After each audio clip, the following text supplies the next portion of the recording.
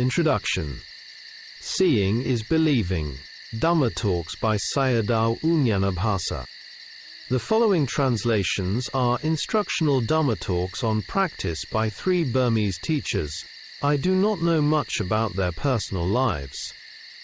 These Dhamma talks were offered to me by Upasika Dale 3 of New Zealand, including Dhamma talks by Mogok Sayadaw. Therefore, I am able to share the Dhamma with others. I give the title to Sayadaw Nyanabhasa as Seeing is Believing, because the talk is about the yogi's experiences in practice. This is not meant in the worldly sense of viewpoint and experience. Seeing the Dhamma is seeing with a purified mind. Such seeing will never deceive the yogi. With the ordinary 5 senses and an impure mind, however, seeing can deceive us. For example, when we see a hill from a distance, it may appear to be a mountain, but when we come closer, it turns out to be quite different. In the same way, all worldlings have distortions, or vipalasa, because of defiled minds. Therefore, they perceive, see, and view the world with distortions, and their actions and behaviors become unskillful. With material development, human beings become more greedy and deluded. They seek the essence of life in the external world, pursuing gratifications of all kinds, but they will never find it. Instead, they become more and more discontented and confused. They do not see the many dangers that gratification can bring to human societies.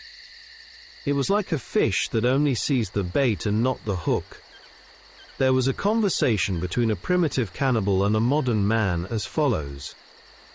Modern man: you eat human flesh. It is quite disgusting. Cannibal: oh, wait a minute. We kill human beings for food. But why do you modern men kill humans without eating them? So you modern men are more disgusting. Some world leaders and politicians should reflect on this point.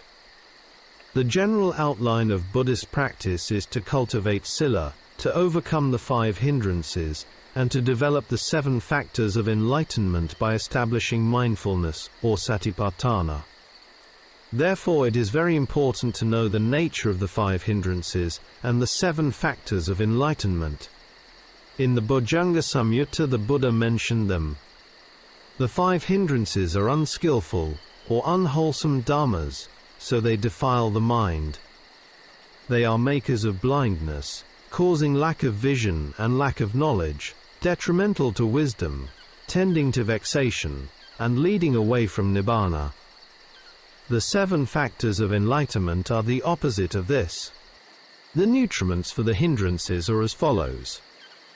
For sensual desire, the sign of the beautiful, frequently giving unwise attention, or ayoniso manasikara, to it, is the nutriment for the arising of unarisen sensual desire, and for the increase and expansion of arisen sensual desire. For ill will, the sign of the repulsive, patigha, is the nutriment. For sloth and torpor, these are discontent, lethargy, laziness, stretching, drowsiness after meals, and sluggishness of mind. For restlessness and remorse, this is unsettledness of mind, and frequently giving unwise attention to it. For doubt, there are things that are the basis for doubt, and frequently giving unwise attention to them. With unwise attention, the 5 hindrances arise, and with wise attention, or yoniso manasikara, the 7 factors of enlightenment arise.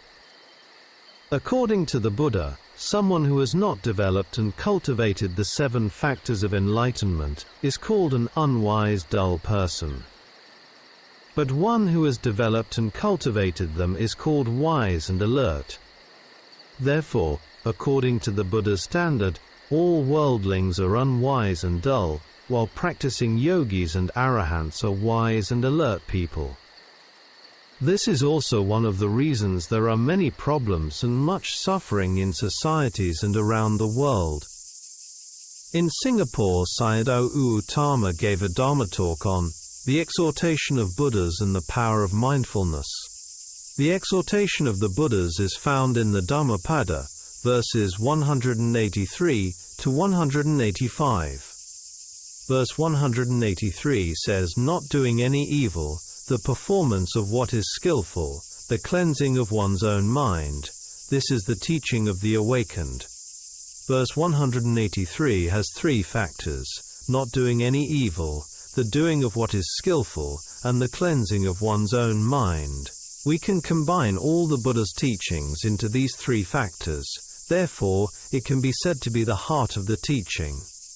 Like Paticcasamuppada, one of the fundamental right views of the Buddha is the law of karma. Without it, we cannot understand and appreciate the whole Dhamma. The Buddha wants humans to be free from suffering, to have happiness, and to make the mind powerful and capable of developing wisdom. There are three kinds of actions: mental, verbal, and bodily actions. Therefore, unwholesome thinking leads to unwholesome verbal and bodily actions, which give rise to the results of suffering. In the same way, wholesomeness gives rise to the results of happiness. Another important teaching of the Buddha is the power of mindfulness, which can prevent unwholesomeness from arising. Mindfulness also develops wholesome dharmas and purifies the mind.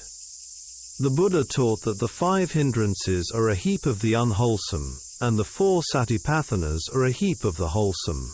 Here we see the importance of mindfulness, which is equivalent to appamada, ever mindful in doing meritorious deeds.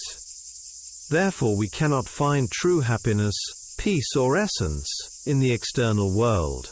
Tipitaka Yao Sayadaw explains the essence of the last words of the Buddha in 2 verses. Vayadhamma sankara, apamadena, sampadetha. Conditioned things are subject to decay, strive on with heedfulness. Vayadhamma sankara shows the nature of impermanence that causes beings great fear. Appamada Dhamma expresses the essence of life.